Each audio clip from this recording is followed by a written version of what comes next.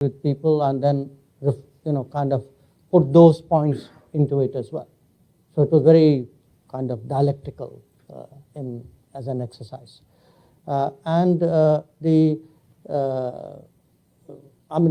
give you a very simple example. Take our attitude towards the United States. If you look at the attitude towards the United States between late 40s and I would say 2000, I take that as a year, the year Clinton came to India. For almost 50 years, due to various reasons, I'm not saying we were at fault or the US were at fault, the fact was we regarded the US with suspicion, with a lot of wariness. There was a very substantive relationship. But the overall, the foreign policy assessment of the US was of deep caution, if not of deep suspicion. Now the fact is, when the world began to change, the tenability of that view, I think, came into question. Now, we struggled. I mean, even the nuclear deal in 2005, 2008 was a struggle because on the one hand, the US was offering some very clear advantages. What held us back was an innate, historical, deeply rooted, possibly validated suspicion of the United States. So we kind of said, well, there's a gift horse, maybe we really need to look it in the mouth. So it has taken us actually a lot of effort to overcome the earlier assumptions in order to forge a different relationship with the United States. And one of the big differences which really Prime Minister Modi has made is because on this relationship he has not carried ideological baggage. He is not a person, who's rooted in a certain worldview which makes you fundamentally distant from the US. He's been very practical and outcome oriented and done a cost-benefit analysis and found various convergences with the US. So you've seen actually remarkable progress in the last 8 years. But you would not have had that if you're not prepared to challenge the assumptions which held us back earlier. So, to what degree do you think India's economic failures, especially during the first 4 decades, limit our ability to assume a more significant role internationally? And here I want to draw a little bit of comparison with China. Now, China was also during these decades kind of as much of failure as India was economically. Yet it seems that somehow China was able to pull its weight a little more than we were able to. That's an understatement, but yes. No, seriously, I mean, they are today 5 times your economy. Yes. So I think it's more than a little more. But even if we look back, pre-2000, let's say, or pre-1995, at least one gets the sense that the Chinese were able to pull their weight in those decades a bit more than we were able to. Why was there this difference, even though we were a democracy and the Chinese were obviously an authoritarian regime? Well, I've sort of addressed that in the book. I've attributed, again, this is a retrospective look free of judgment. It's an analysis rather than a blame game. I think there were 3 big things which went wrong for us. One was, of course, at the start, the partition. The second was the delay in exercising the nuclear option. And the third was the delay in the economic reforms. So China not only did not get partitioned, actually China grew in this period territorially. China exercised its nuclear option early, 1964. We did a half-hearted move in 74. We did it, but we didn't do it. So we had to do it all over again in 98. And that's, 74 was tough enough, but by the time you stretched it to 98, you actually created a big burden on yourself and also allowed Pakistan to catch up in that period. And of course, for me, the most most serious was really the economic reform, because if you look, China, you can say, embarked on its economic reform pretty much after Mao died. So by 1980, 79, China was very clearly set on a course of economic reform. It took us another decade plus. But there's a very big difference also. Here's the paradox. Precisely because China, in a sense, was during the Cultural Revolution period, the Great Leap Forward Cultural Revolution period, China pretty much it did itself so much economic damage during that period that there were no vested interests left by the time the late 70s came, who bitterly opposed those reforms. So, in a sense, once the Chinese leadership said we are going down this path, because they were in a worse situation than they were, it was easier for them and more decisive for them to go down that path. In our case, we delayed it by a decade plus. Then there were interests which kind of continued that debate and slowed down that reform. So we never had that sort of clean slate ability to progress with China. So it's not just China had a head start of a decade.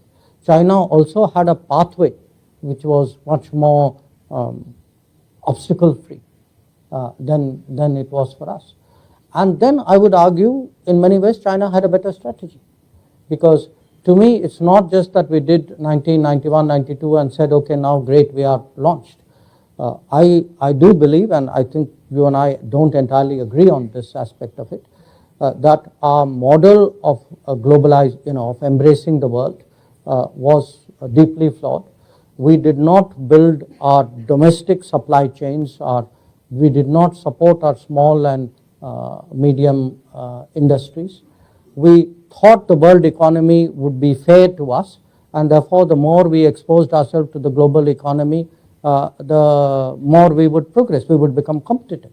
I think the reality was that the world economy was full of players who were not market economies, who gamed the world trading rules, who actually, in a sense, used their practices to fundamentally disadvantage our businesses. So we are one of the few economies where our own companies do not get a level playing field. So late start, no clean pathway, a lot of domestic lack of support, not the right vision. I think these were all factors, and I think today correcting that, I mean, to me, the Atmanirbhar Bharat is not a slogan. It is actually a corrective of a flawed model of globalization that we pursued for more than 2 decades, and I think which has not served our country well. I think you're right. We will disagree on the second part of it.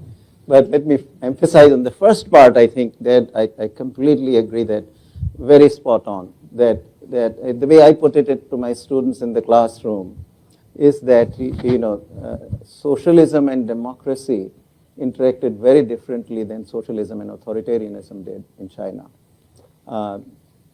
In India, because of democracy, it was much harder to change, and the opposite kind of forces really came through.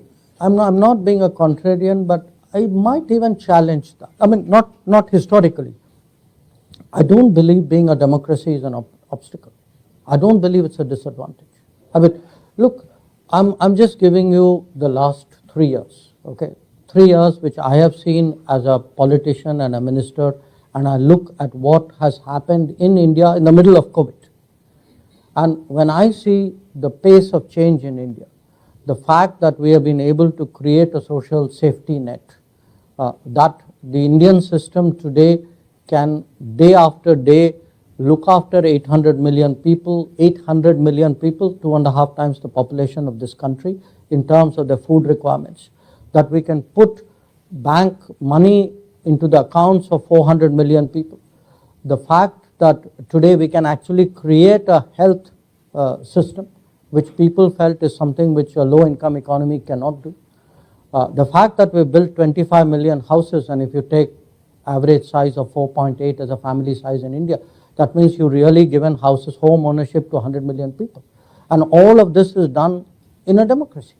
So I think sometimes, democracy has been used as a cop-out for bad governance. Yeah, I don't think, I disagree on that side, that part. I think in the fact of this that, somehow coalition politics is in the way and so forth, I think was used. That part I'll agree with you. But nevertheless, the pace of change in India has been clearly much slower in terms of policy. Democracy per se is not in the way, but you do need a leader at the top. So, Who is willing to really sure. take the risk. Yeah. And I think democracy can deliver such a leader. And is delivering such a leader. It can, but more often than not, whereas in the Chinese authoritarian system, once Deng Xiaoping took the view that, look, the old way is out, new ways coming through, I think he could really bring about the change in a much more forceful way. And certainly you'll agree that in democracy you've got to build up some consensus, and particularly if the leaders at the top are not fully driven to the change will be slower. I think that certainly that has been our experience. That I'll mention, for example, just one example. Take the labor law reforms. It has been recognized for 30 years, and it took Prime Minister Modi to finally get them passed through the Parliament. Even on farm laws, in the end, it was a very courageous move on the part of the central government. But in the end, politics led us to withdraw those. Whereas I think in an authoritarian system, those sorts of things carry through. No, look, I put it this way. I think at the end of the day, it should not be authoritarian systems deliver and democracies don't. Yeah. Because I can turn to another neighbor who's been largely authoritarian for the same period, the one on the west. If you'd like the one on the east, you can take that as well. And I would argue that their authoritarian regimes have actually completely screwed up their economy. So you cannot make a correlationship between progress and authoritarianism. It's a kind of determinism, and which is not your intention, I know. No, but I would enter that caveat, saying at the end of the day, you need a leadership, you need a vision, you need the ability to implement, and maybe democracy makes it harder. I think it makes it more sustainable. Perhaps a more diverse society needs a democracy. It is harder to do through a more authoritarian way.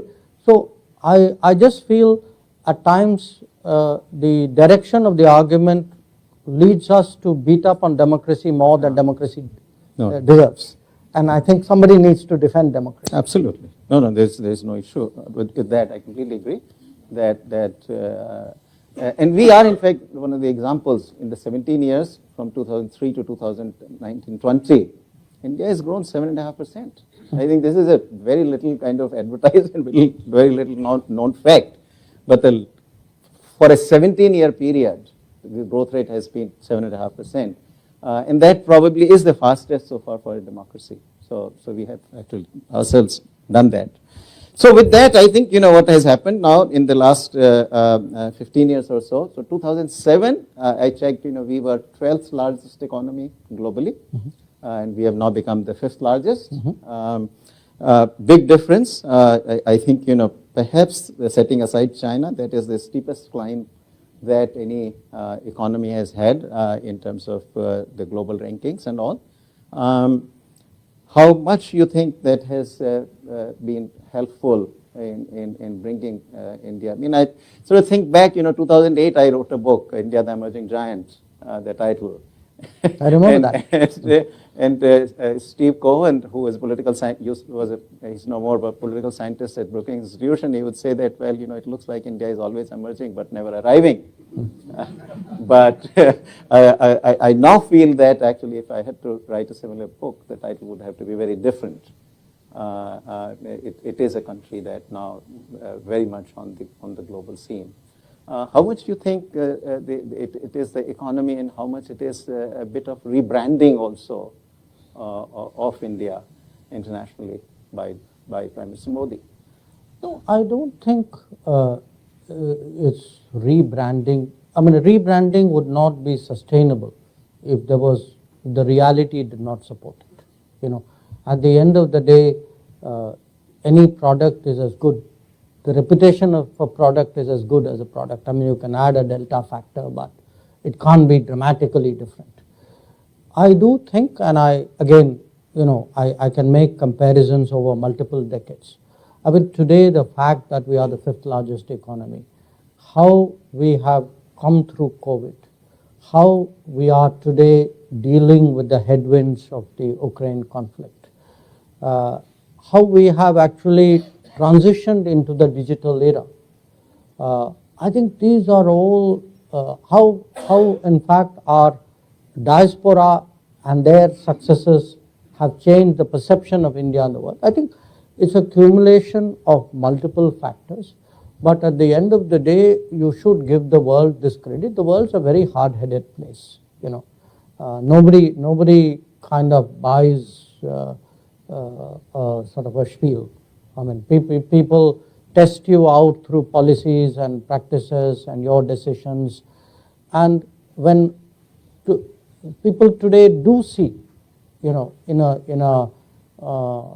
a difficult situation, India responds. We have today, certainly in our part of the world, developed that image of a first responder. Nepal earthquake happens, Yemen civil war happens.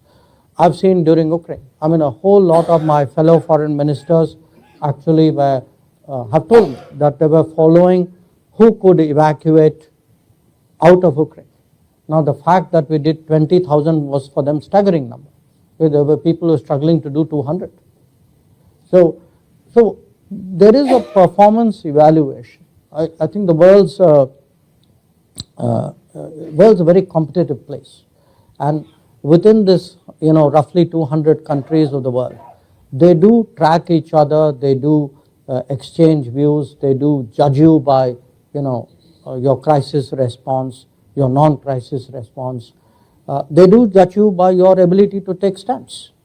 So if you're part of a grouping, it's a kind of run-of-the-mill, okay, you are one more of a herd, versus your ability to stand your ground or to say, well, I think this is what should be or should not be. I think all those things matter. And definitely, I would say, compared to where we were earlier, as a foreign minister, it is a huge advantage for me to represent a country which is in a much stronger position than it has ever been. On the other hand, as I had the occasion to tell someone during my book release, a Gujarati book release, I said, look, I would envy the person. They asked me what would be the world in 2047. So I said, I have no idea, but I envy the person who would have my job in 2047. So because, I can see the trajectory, and the world respects that. So at the end of the day, it's a mix, but finally the economics is key. I mean, if you ask me in all of this, nuclear matters enormously, but if you tell me, okay, out of all the variables, pick one. If you had a chance to, saying one domain you really want to put everything into it, no question, I would put it into the economics. So the way the economic situation looks to me, the person in 2047 may not have to envy you too much, because a lot of this will happen in the next 6 or 7 years. And let me just give you the background of why I said this. I think, well, today we are already 5th largest. A lot of restructuring has happened in the last 2 or 3 years in the economy. The way it looks, I mean, that's an area I sort of know and understand well. And the way it looks to me is that the kind of restructuring that had happened during the last few years of Prime Minister Vajpayee, with a massive kind of macroeconomic reforms, the recapitalization of the banks, and and that led to this massive investment cycle, which really carried the economy ultimately to about 8% plus growth for several years. I think something very similar to me, we'll see how it unfolds, and I may prove wrong, but something very similar is underway currently. First, the restructuring has happened. You begin to see the signs now, the kind of recovery that we have seen in this last quarter for which the data came, the economy jumped 13.5%. It comes on a low base, but still 13.5% in a quarter is quite unprecedented. Unemployment figures actually completely reinforce that.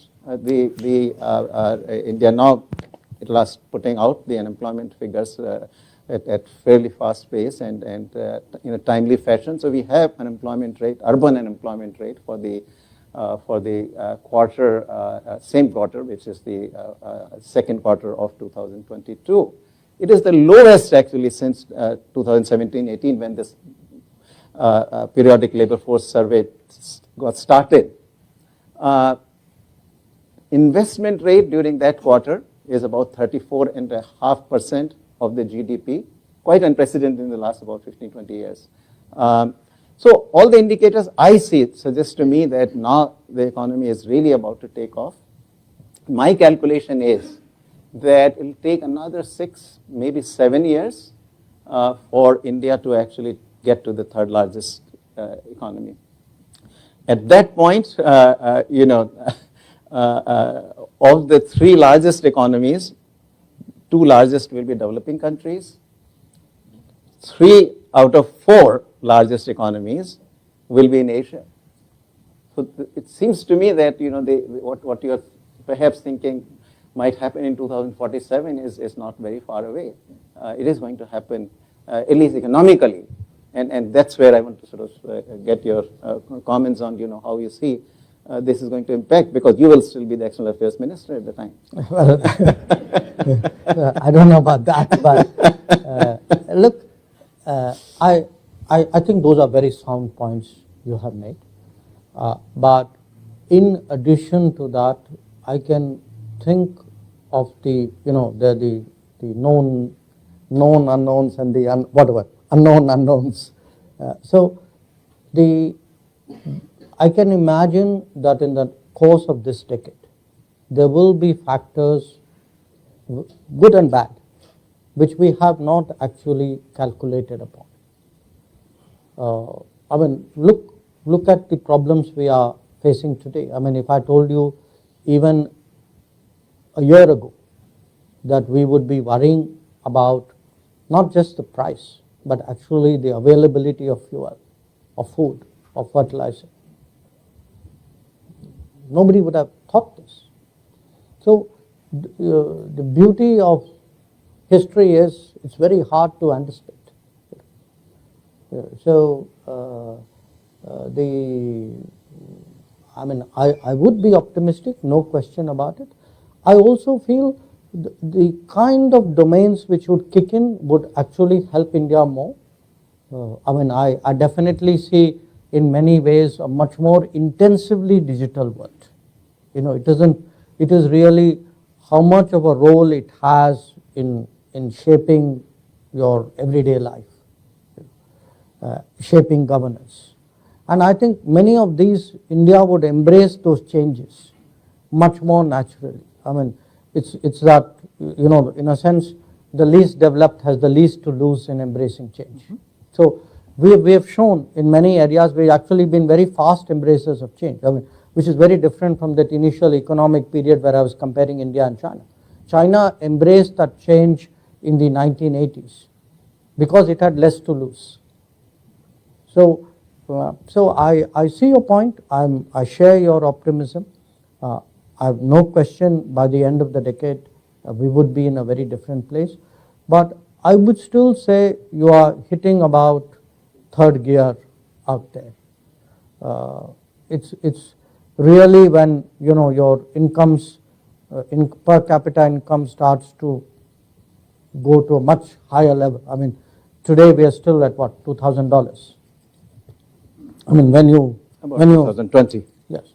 So when you hit 2,200. Yeah. So when you start hitting the 10,000 plus zone, as China has done, then it's a really different ball game. Okay, let me just ask one more question, and then we'll open it to the audience here. So I return to your book, and this is how you describe, I think, the strategy. This is a time for us to engage America, manage China, cultivate Europe, reassure Russia, bring Japan into play, draw neighbors in, extend the neighborhood, and expand traditional constituencies of support. That's exactly what I'm doing. That's in essence what we've been doing. Mind you, it's not been easy. I mean, managing China hasn't been easy. Reassuring Russia hasn't been easy. Getting Japan into play hasn't been easy. So, those are the natural challenges of a changing world. But I was trying for a kind of a lay reader really to sum up the multiple directions which we would have to address in different ways. So, life diplomacy is not linear, it's not unifocal. It's also not a zero-sum game. I mean, it's sometimes people think if this relationship is moving better, that means that relationship must be worse. That's need not be the case. I mean, I think a lot of that depends on our strategy and our skills. So the thrust of what I was projecting was a kind of a development along multiple axes towards multiple centers, multiple poles, multiple regions. And that requires an enormous dexterity. That it's like having multiple balls up in the air and you've got to keep it going. And, well, I'm really getting into mixed metaphors, but it's like a high trapeze act with multiple balls in the air. And, you've got to keep getting better and better at it if you really want to progress. And in an interesting way, I would suggest that this year has been a demonstration of it. That, we have had challenges in the Indo-Pacific, we've had challenges in Eurasia. We have tried to kind of effectively address both. We are today seen even more strongly than before as speaking up for the interests of the global South. But we are also seen as actually a deeply democratic power which has underlined the values, the relevance of democracy, which looks today as in the digital domain at the importance of trust and transparency.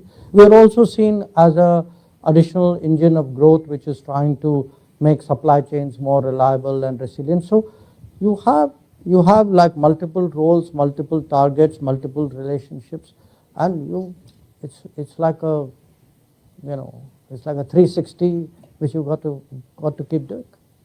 Perfect. Okay, so we'll open up. Just one thing before all of you raise your hands. I really want to give first chance to the Columbia students and faculty. So please, especially if you're from media, don't try to be the first. Just hold your questions. You get chances to ask these questions to the minister in many different forums. So students, all right? Okay, let's come here. Yes. There is microphone. So.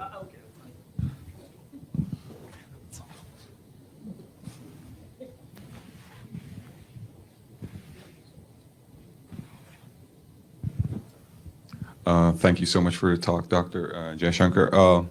I wanted to ask you a question in regards to a lot of students who might, like myself, have come, for example, to the US or other countries for their education, perhaps a career that follows.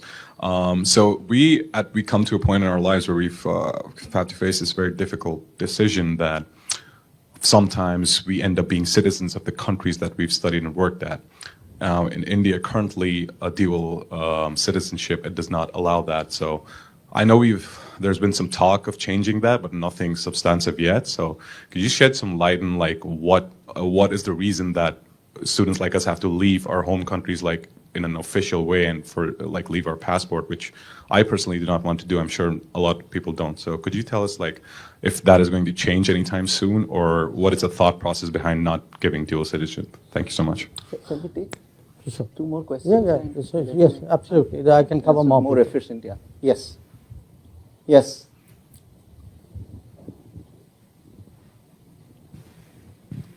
Vivek, there is one extra microphone you can pick up from there, and maybe somebody can help us. मंत्री doctor Jaishankar जी नमस्ते। मेरा नाम संजीत और मैं यहाँ सिपा में master कर रहा हूँ और मैं प्रोफेसर अरविंद जी का क्लासमेट भी रहता था। Okay. और Question. ठीक है। अगस्त में आपने तो एशिया सोसाइटी संस्थान के शुभारंभ के अवसर पर आपने टिप्पणी की कि अपने चीन भारत संबंध और एशिया सेंट्रिक में जोर दिया और आपने कहा कि मैनेजमेंट ऑफ कॉन्ट्रडिक्शंस बहुत ज़रूरी है, पर आपने भी कहा कि क्वोट अच्छा है क्योंकि तो क्रॉस रीजनल कॉर्पोरेशन के लिए, लेकिन लोग मानते हैं कि क्वोट चीन के विरुद्ध करते हैं, इसलिए तो ये कॉन्ट्रडिक्ट आप कैसे संभालेंगे और क्वोट की दृष्टिकोण से भारत का नॉन अलाइंड ट्रेडिशंस हम कैसे समझें as a international affair student? धन्यवाद। Okay, we'll take one more and then. Should I tell people in English broadly what he said? Basically, the issue was he was referring to something I said in August about India-China relations.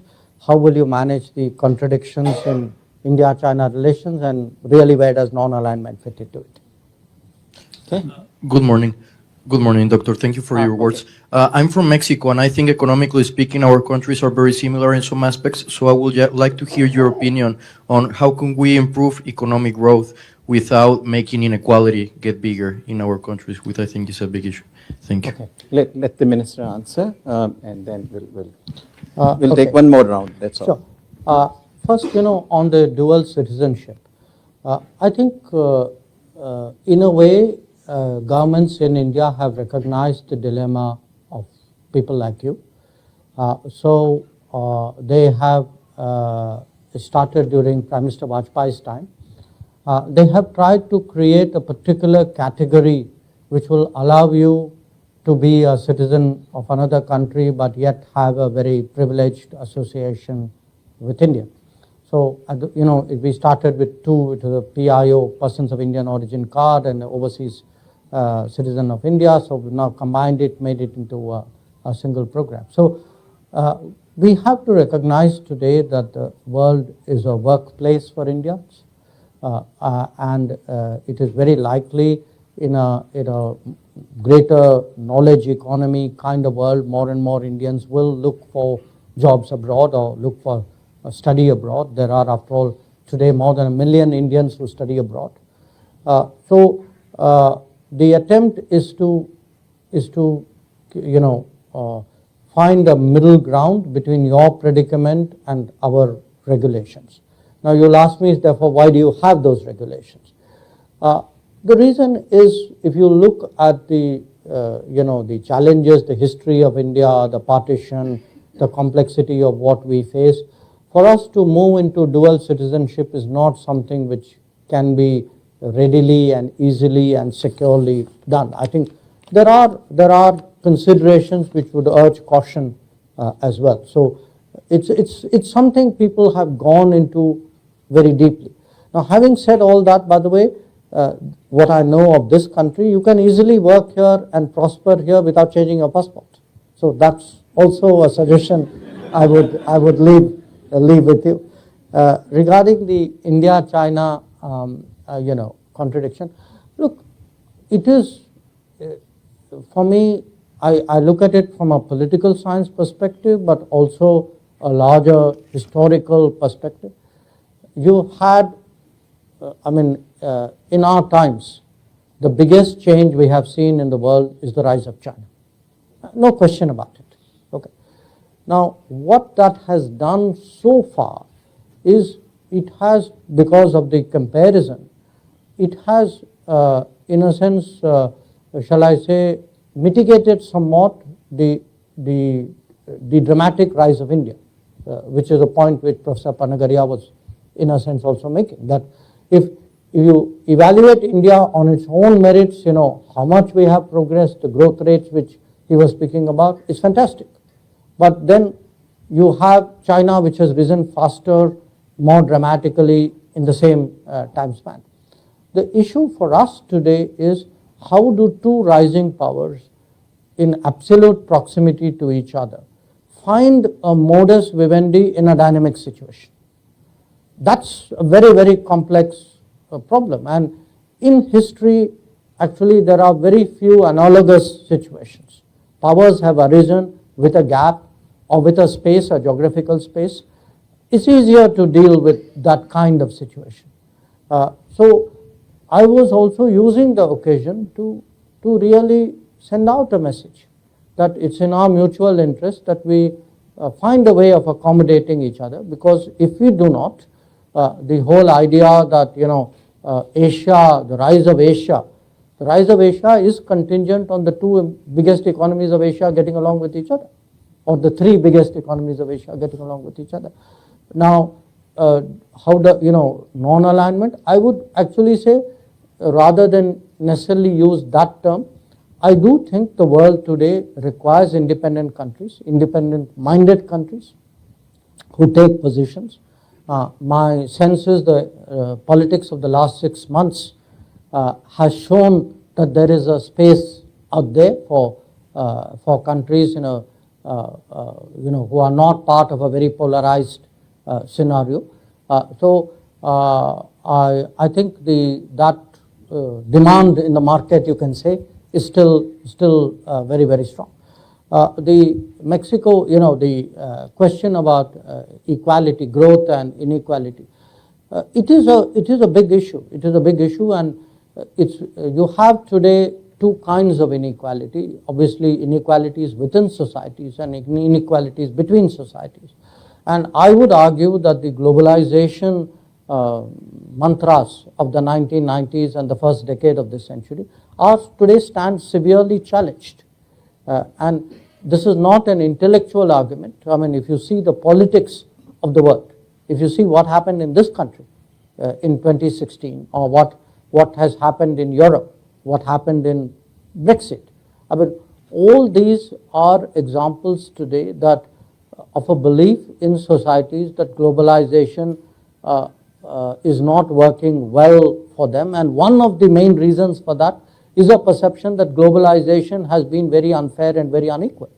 And if it is to be sustainable, there has to be a fairness element injected into both interstate transactions and intrastate development. And I think that's a challenge which societies like Mexico and India do face. Okay, I think we can take only one more question. Let's take it here. Yeah, go ahead. We can take a round. Huh? We can take a round. I've got to leave. Can we do a round? Okay. Yeah, So, Minister. Okay. So Thank. wait. I never called for you. Okay. Sorry, you can't do that. Yeah, just because you get the microphone doesn't. So.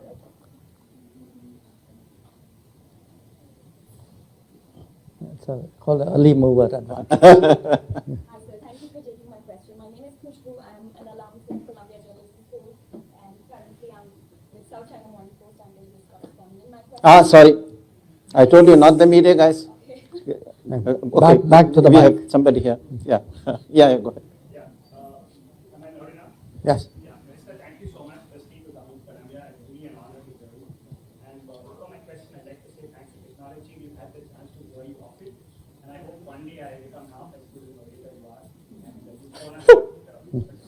Question. My question, Minister, over time, India has sort of growing conversation in India that we have reclaimed our true rightful place in the global order.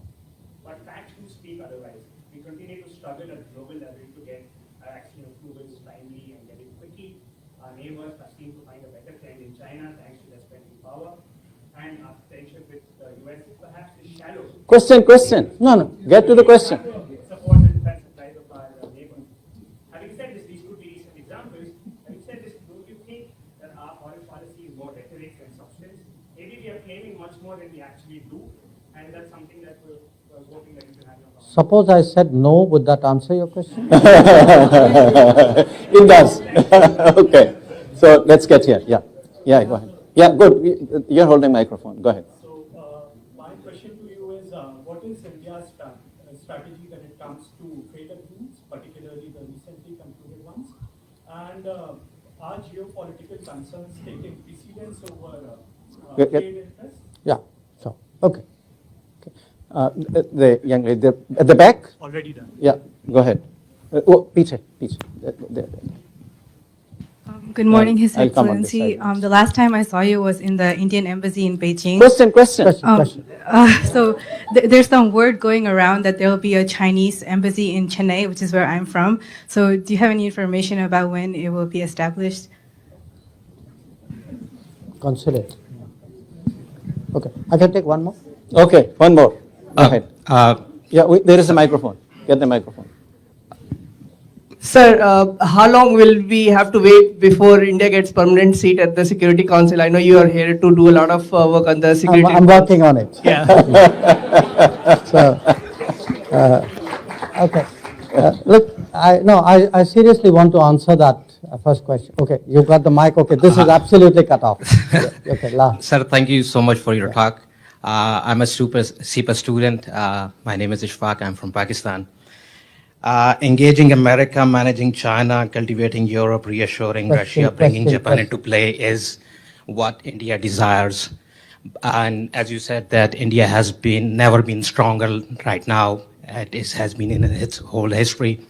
But when we look at the domestic situation in India, where social divisions are getting intense, so do you think your domestic policy is going to affect your foreign aspirations to project your strength? Sure. So let me start with the first question of the gentleman there. Is it all rhetoric? I don't think objectively anybody can say that, because if you take measurable indices of whether your foreign policy is working or not, and typically what would be measurable indices? Is your foreign trade increased? In our case, because we are a developing economy, has your foreign investment grown? Are you today part of key international bodies? Does your word count in big issues like, say, climate change, terrorism, tax and black money issues? Are you part of the key international institutions?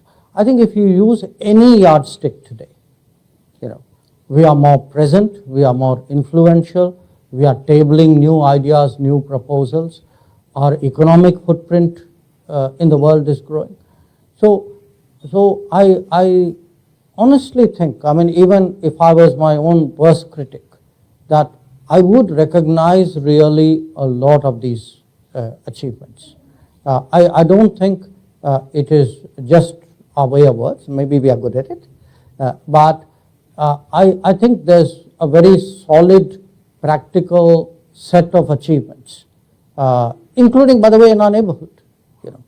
If you see today how much more our neighboring countries are linked to us.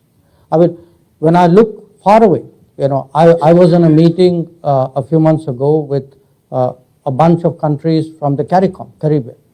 All of them very pointedly said, we got our first vaccines from you. Okay. So for the rest of the world, when they look at what happens when there's a crisis, who delivers, who's active, these are countries, by the way, in the Western Hemisphere. So they could have got it from someone else, but they didn't. So I think you should give foreign policy that credit, that things have changed a lot, especially in the last decade. I accept that there are challenges. There will always be challenges. As I said, India, China, how do we compete? Where do we collaborate? Where do we contest? It will be there. Nobody is going to give us a free pass. That's not the way world politics works. So, but I have the confidence today to compete. I know that in many areas I can do better than I was doing before. And by the way, the world knows it too. Absolutely. So the second issue, the trade agreements, we have done a trade agreement with Australia and UAE recently. We are in the middle, fairly advanced in negotiations with the UK. We have recommenced with the EU. We are quite hopeful out there, and there will be a few others which will happen. Is there a geopolitical angle to it? I would say at the end of the day, trade has to be done primarily on trade merits, and that's actually what I keep saying to my trade minister. you have to tell us you've got a good deal. I would sort of not press you to compromise on the economic merits of a trade agreement. But trade agreements also have to understand the politics and the systems. And I would argue that's been one of our challenges, that if we are actually opening our economy to others who are non-market, who have support systems which advantage them hugely, who can actually wipe out sectors of your economy, who can build huge commanding market shares, then I cannot disregard the politics of it, because the fact is countries have today weaponized trade, they have weaponized finance. So I cannot say this is an economic box and that's a political box. Those boxes are today meeting in different ways. So I have to keep the politics in mind. I have to keep the nature of the economy of my partners, of my potential partners in mind as well. The issue on the, I assume you mean a consulate in Chennai. To be very honest, there was a time when we were thinking of expanding our respective consular presences, but I do not recollect a recent conversation out here. But in any case, at this point of time, very frankly, I think it's important for our relationship with China to come back to normal. So I think that's where our focus is. And the relationship, as I keep telling people, is not normal for reasons which all of you know. On the Security Council, I was serious when I said I'm working on it. It's obviously a very hard task, because at the end of the day, if you say what is the definition of our global order, the P5, the permanent members, is a very crucial definition of what the global order is about. So it's a very fundamental, very deep sort of transformation that we are seeking. We believe the transformation is overdue, because this was the UN is a product which was devised 80 years ago. And 80 years ago, by any standards of human creativity, is a long time ago. And if you look, the number of countries, independent countries, have quadrupled in that period. And the case, the big parts of the world which are left out. But if I were to, in a sense, go to Professor Panagariya's description of where India would be, by within a few years, this will be the third largest economy in the world. It will be the most populous society in the world. It is a country which, to have such a country not there in the key global councils, I mean, obviously it's not good for us, but I would also urge it's not good for the global council in question.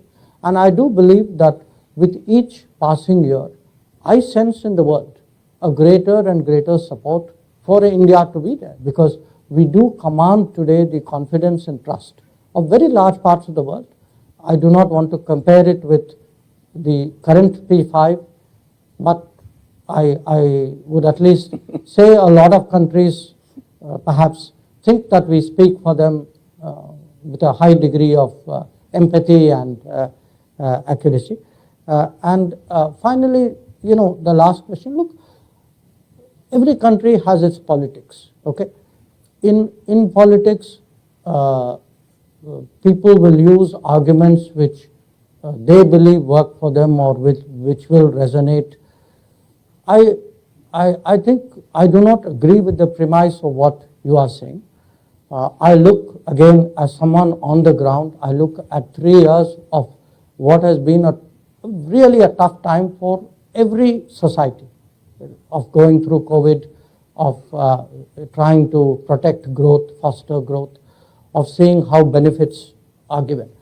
And when I hear the talk of divisions in India, I can only tell you, I threw some numbers out at you, that 800 million people get food, 400 million people get money, about 100 million people have benefited from houses. You have a polity which is conducting a massive social support exercise. And to me, I do not see any discrimination in the manner in which that is done. When I see delivery on the ground, yes, there is the argumentation and often very bluntly put, the argumentation is of vote banks which have historically profited by tokenism and by projecting that the interests of a few are actually the interests of many.